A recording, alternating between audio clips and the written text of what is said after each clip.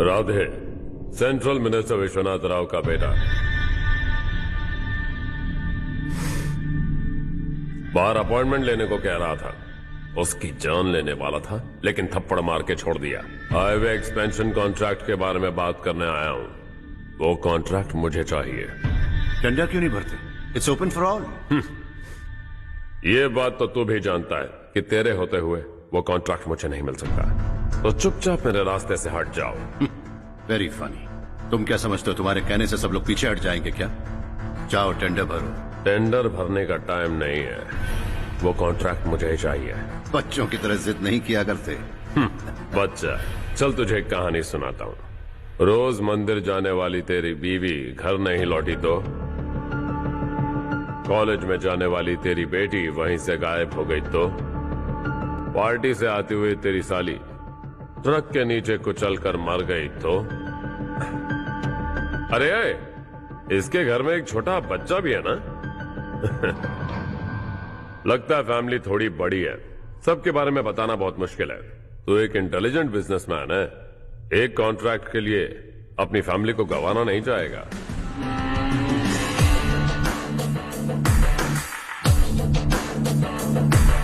ऐसी धमकियां देने वाले बहुत लोग होंगे, लेकिन मैं उनसे अलग हूं। मैं कुछ भी करूं, मुझे बचाने के लिए मेरे पीछे एक बैड फादर है।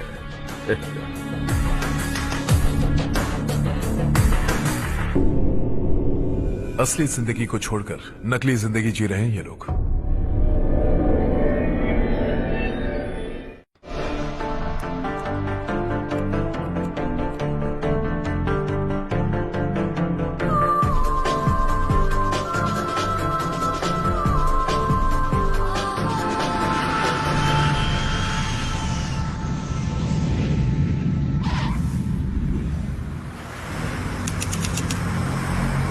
कल की फेयर ओपनिंग में मुझे जरा सी भी कवरेज नहीं मिली है।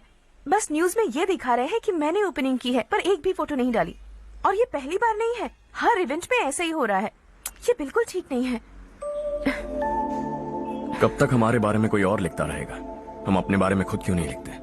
तुम्हारा मतलब? सोशल मीडिया, फेसबुक, ट्विटर, सिर्फ इवेंट क्या, उसमें आप जो चाहे लिख सकती हैं।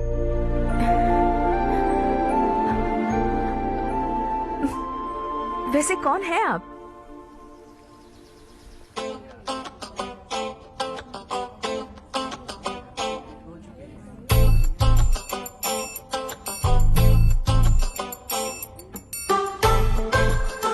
हाय। हाय। होमवर्क कर रही हो? Post graduation thesis. बस आखिरी बार मेरी तरफ से हाई कमांड से बात कर लीजिए। अगर मेरी मिनिस्ट्री चली गई तो पूरे स्टेट में मेरी इज्जत मिट्टी में मिल जाएगी। हाँ हाँ please sir, please sir. Okay okay sir, बाहर कोई आया है जो आपसे मिलना चाहता है। कह रहा है आपका रिश्तेदार है। अंदर भेजो।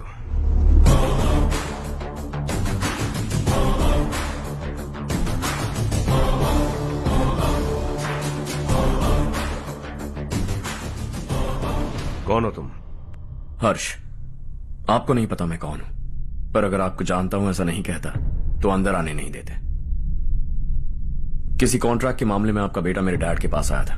धमकी देने लगा कि वो टेंडर उसे चाहिए और डैड को हटने के लिए कहा। उसने ये भी कहा कि नहीं हटे तो फैमिली को खतरा है। टेंडर और बिजनेस के बीच अगर फैमिली को लाया तो मैं उसके थोबड़े का नक्शा बदल दूंगा। बिजनेस में फैमिली बीच में नहीं आनी चाहिए। हर्ष, तुम यहाँ कैसे? तुम्हारे डैड से थोड़ा सा काम था। ओह अच्छा। डैडी, हर्ष का जो भी काम है फौरन हो जाना चाहिए। Very nice guy. आप लोग बातें कीजिए, मैं अभी आती हूँ। क्या कह रहा था भूल गया। हाँ, फैमिली बीच में नहीं आनी चाहिए। इतने बड़े होकर अपने बेटे को यह भी नहीं सिखाया। हर्ष बेटा, अरे तुम यहाँ कैसे?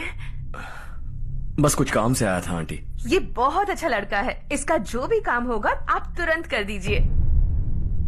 आप लोग बातें कीजिए, मैं भी आती हूँ। ठीक है। तो हम कहाँ थे?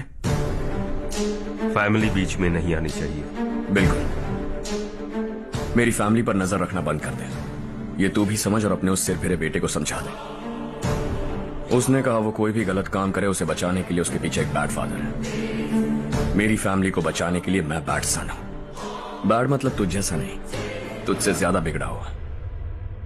कल सुबह तेरा बेटा मेरे ऑफिस आया, शाम को मुझे पता चला, रात को तेरी फैमिली का पता लगा, सुबह फ्लाइट में दिल्ली आया, दोपहर को तेरी बीवी से बातचीत की, शाम को तू मेरी बात समझ गया। काम उम्मीद से जल्दी हो गया। उसे समझाओगे ना? इकलौता बेटा है शायद। अब मैं निकलूं, वरना तेरी फैमिली मुझे खाने के लिए रोक लेगी। हर्ष, कहाँ जा रहे हो? खाना तैयार है, खा के जाओ ना। फ्लाइट के लिए देर हो रही है, अगली बार खाना खा के जाऊंगा।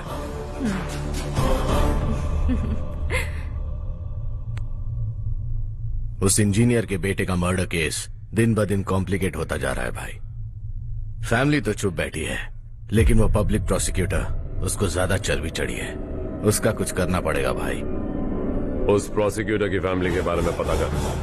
बीवी बच्चे वाला तो वो भी होगा, समझ गया ना?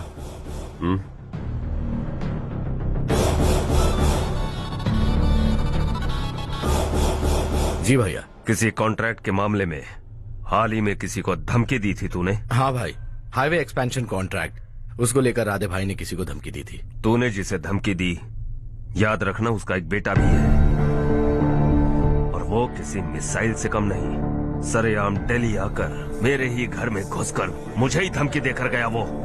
राधे को कुछ मत बताना, ये तुम खुद ही हैंडल करना। ठीक है भाई, मैं उससे निपट लूंगा।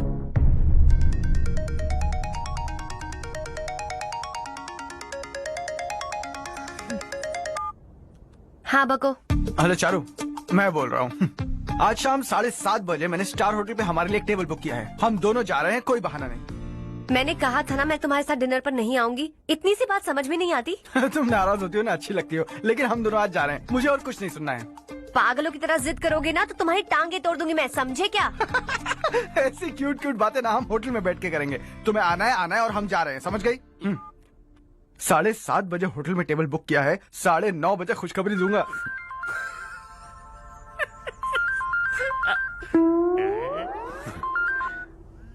हेलो। हाय हर्ष, कल शाम को मेरे रूममेट की शादी है यही शहर में। उसने कहा है तुम्हें लाने को, वरना वो शादी नहीं करेगी। मैं तो उसे जानता तक नहीं। You carry on. मुझे तो जानते हो ना, हम दोनों साथ में जाएंगे। मुझे थोड़ा अजीब लगेगा। कुछ अजीब नहीं लगेगा। तुम मुझे 8 बजे पिक करोगे और हम लोग साथ में जाएंगे जाएंगे जाएंगे। क्या बात है, तुझे भी किसी ने डिनर पे बुलाया क्या? जा जा।